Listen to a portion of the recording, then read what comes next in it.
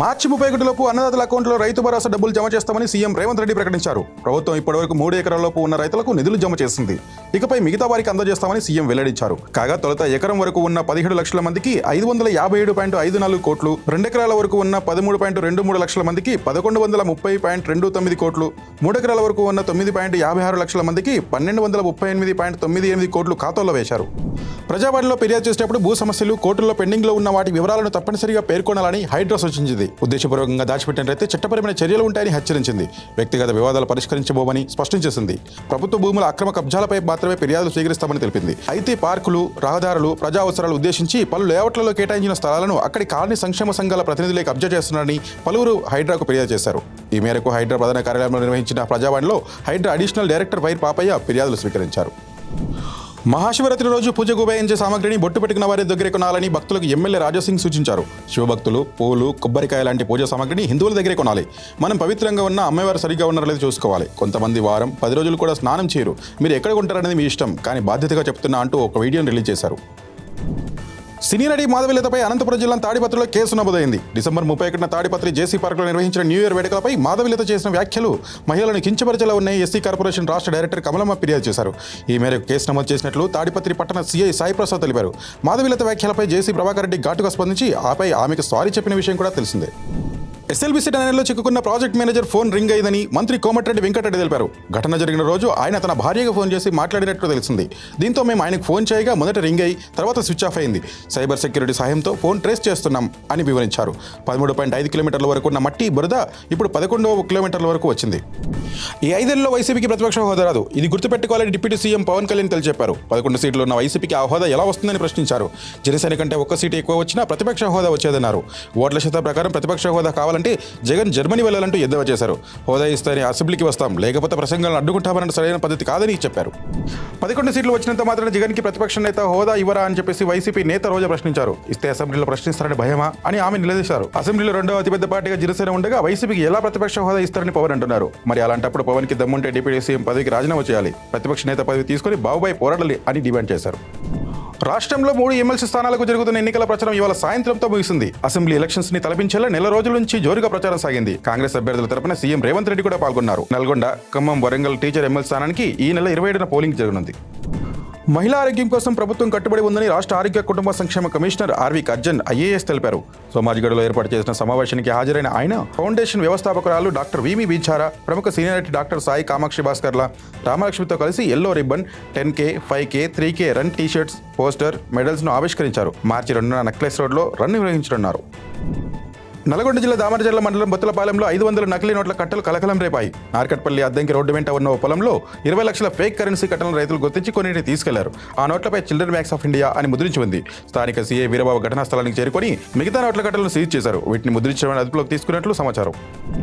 ఈ ఏడాది నుంచి 10th మార్కుల విధానం మారనుంది. ఇప్పటికే అమల్లో ఉన్న గ్రేడింగ్ విధానాన్ని ఎత్తివేయగా ఆ స్థానంలో దేన్ని అమలు చేయాలనే దానిపై విద్యాశాఖ అధికారులు కసరత్తు చేస్తున్నారు. మార్కులను బట్టి పాస్, ఫెయిల్ అని ఇవ్వాలా, లేక first class, second class, third class కేటగిరీలో ఇవ్వాలా అని నిన్నటి సమావేశంలో చర్చించారు. అయితే ఎటు క్లారిటీ రాకపోవడంతో త్వరలో మరోసారి భేటీ కావాలని నిర్ణయించారు. Fibre net chairman GV Reddy తన పదవికి రాజీనామా చేశారు. అలాగే టీడీపీకి పార్టీ పదవులకు కూడా వదులుకున్నట్లు తెలిపారు. వ్యక్తిగత కారణాలతోనే రాజీనామా చేస్తున్నట్లు వెల్లడించారు. ఇకపై పూర్తిగా న్యాయవాద వృత్తిలో కొనసాగుతారని ప్రకటించారు. కాగా fibre net MD IAS Dinesh Kumar అవినీతికి పాల్పడ్డారని జీవీ రెడ్డి ఆరోపించారు. దీనిపై జీవీ రెడ్డిని సీఎం చంద్రబాబు మందలించినట్టు సమాచారం. మాజీ ఎమ్మెల్యే వైసీపీ నేత వల్లభనేని వంశీ రిమాండ్ గడువును న్యాయస్థానం 14 రోజులు పొడిగించింది. రిమాండ్ ముగియడంతో జైలు నుంచే వర్చువల్గా ఆయన్ను మెజిస్ట్రేట్ ఎదుట పోలీసులు హాజరుపరిచారు. మరోవైపు పటపట పోలీసులు విజయవాడ జైలుకు వెళ్లి వంశీని 3 రోజుల కస్టడీకి తీసుకెళ్లారు. ఇందులో భాగంగా వైద్య పరీక్షల కోసం ఆసుపత్రికి తరలించారు. సత్యవర్ధనించిన స్టేట్మెంట్ ఆధారంగా వంశీని పోలీసులు ప్రశ్నించనున్నారు. అన్నమయ్య జిల్లా గుండాలకోటలో ఏనుగులు బీభత్సం సృష్టించాయి. ఏనుగుల దాడిలో 3 భక్తులు మరణించారు.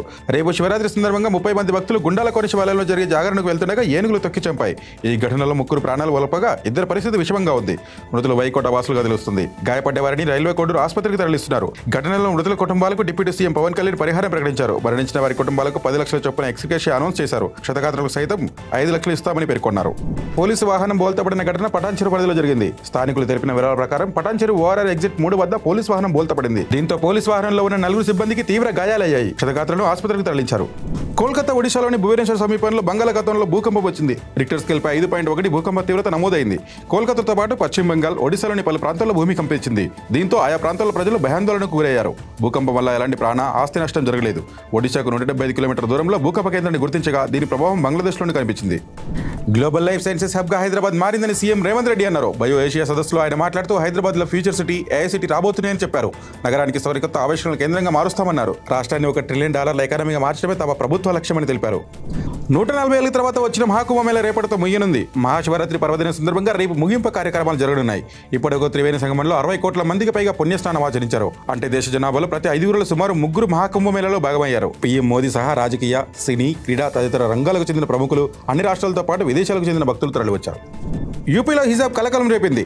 బౌన్సర్లు 10వ తరగతి పరీక్షా కేంద్రంలో వెరిఫికేషన్ కోసం హిజాబ్ తొలగించాలని 10 మంది విద్యార్థులను అందుకు నిరాకరించారు. అంతటితో ఆగకుండా పరీక్ష రాయకుండా ఇంటికి వెళ్లిపోయారు. హిజాబ్లో అనుమతిస్తేనే పరీక్షలకు పంపుతామని విద్యార్థుల తల్లిదండ్రులు తేల్చి చెప్పారు. మరోవైపు ఫేస్ వెరిఫికేషన్ కోసం తాము హిజాబ్ తీయమని కోరినట్లు కాలేజీ సిబ్బంది వెల్లడించారు.